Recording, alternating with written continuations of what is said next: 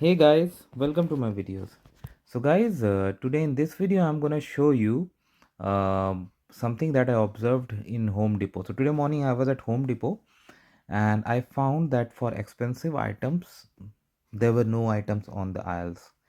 For example, see these thermostats, Google Nest, Google Learning thermostat.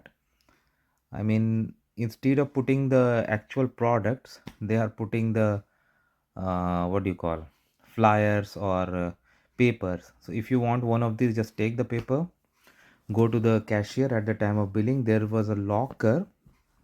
That locker was opened, and then the product was taken out for me. So this is like unbelievable, really unbelievable.